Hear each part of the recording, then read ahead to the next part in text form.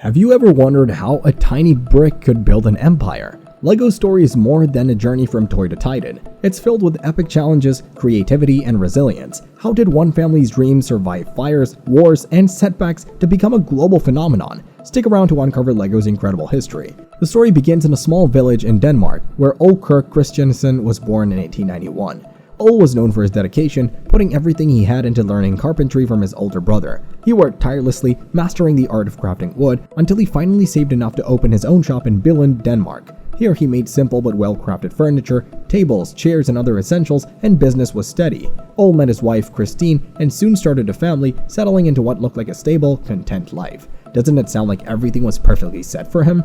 But life had some unexpected twists. In 1924, the first major blow struck.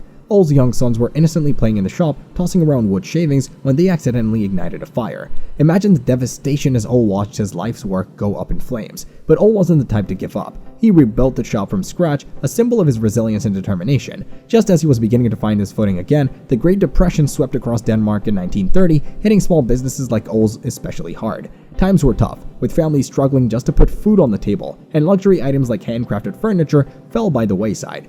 As if economic hardships weren't enough, tragedy struck again once in 1932 when Christine passed away, leaving Ole as the sole provider for their 4 children. In the face of such despair, Ole found an unexpected source of inspiration. One day, while surveying his shop, he noticed some extra wood and had an idea. He would make toys for his children to lift their spirits. He carved simple but charming wooden toys like a little duck on wheels.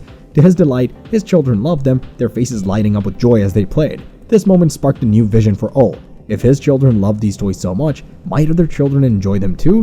What if he could bring this happiness to other families, even during these dark times?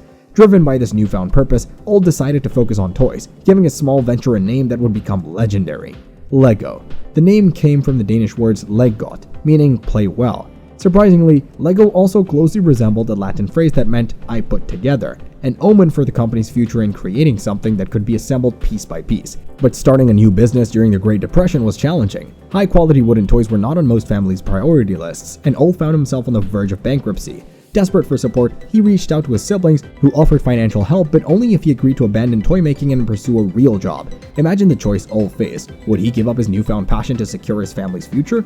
For Ole, the answer was clear. He would press on, determined to make it work. Things got even tougher in 1940 when Nazi Germany invaded Denmark, placing new strains on the business. Resources became scarcer, and everyday life grew more difficult. And as if the universe was testing Ole's resilience, another fire struck his workshop once again, destroying everything he had worked to build. Most people would have taken this as a sign to quit, but Ole's determination was unshakable. Once Denmark was liberated in 1945, he began searching for a new material that could help his dream survive. This search led him to plastic, a novel material at the time. Imagine attending a conference and seeing a plastic injection molding machine in action for the very first time. Would you recognize its potential or dismiss it as a passing fad? That's exactly the choice Ole faced in Copenhagen. He was captivated by plastic's possibilities, envisioning toys that could be durable, colorful, and far more versatile than wood. Many skeptics thought plastic toys looked cheap and assumed kids wouldn't be interested. But Ole had a vision beyond the doubts. He invested in the machine, taking a massive risk, and began producing simple plastic items like teddy bears and tractors, which kids could either buy fully assembled or put together themselves. This idea of assembly quickly caught on and led to LEGO's first big hit, the Ferguson tractor, which sold an impressive 100,000 units between 1951 and 1954. Even with this success, Ole and his son Gottfred wanted to go further. In the early 1950s, they stumbled upon a unique product, the self-locking building brick by British toymaker Hilary Fisher-Page. Although patented, LEGO saw potential in this interlocking design and developed their own version, calling them automatic binding bricks. Later, LEGO acquired the rights to Page's design, solidifying their hold on this transformative idea. This was when Ole and Gottfred decided to put all of their energy into perfecting these bricks, believing they held the future of the company.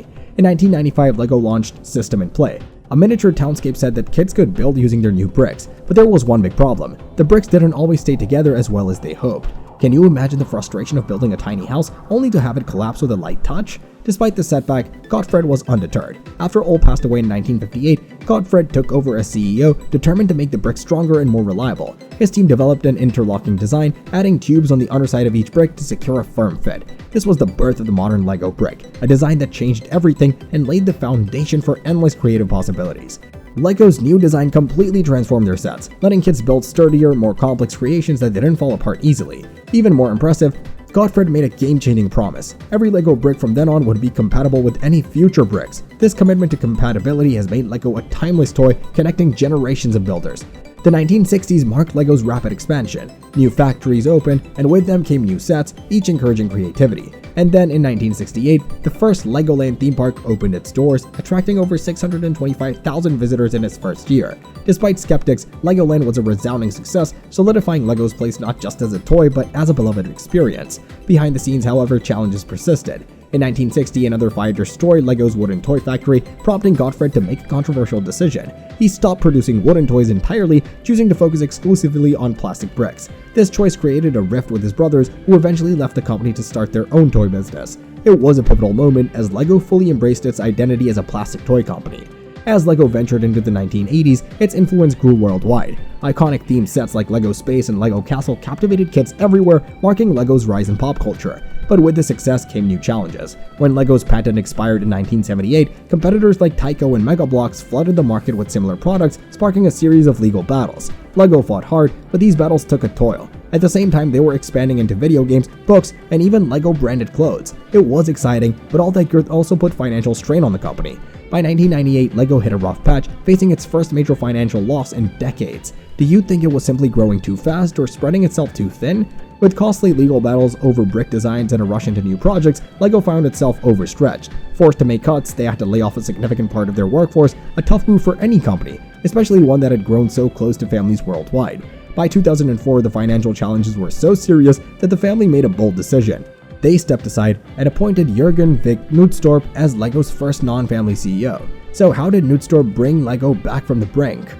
Under Knudstorp's leadership, LEGO went back to basics, focusing on what it did best, creating high-quality, imaginative sets. They pulled back on projects that weren't working, and Knudstorp introduced licensed themes like Star Wars. Not only did it breathe new life into the LEGO, but it also boosted its popularity and set the stage for a new era of growth. And then in 2014, LEGO took a giant leap by venturing into film with The Lego Movie. The film was an instant hit, packed with humor, heart, and a charm that resonated with audiences of all ages, pulling in nearly $500 million. Have you ever seen it? The movie helped catapult LEGO into the world of entertainment, leading to spin-offs, the LEGO Masters TV show, and a dedicated adult fan community. With all the success, LEGO was looking to the future in more ways than one. They pledged to make all bricks from eco-friendly materials by 2030, a big commitment showing they were serious about sustainability. Today, LEGO is more than just a brand, it's a legacy. What's your LEGO story? Do you remember your first set or have a favorite theme that stands out? Share your memories. And if this journey through LEGO's history has sparked some nostalgia, hit that subscribe button for more fascinating stories. And don't forget to click the bell so you never miss an episode.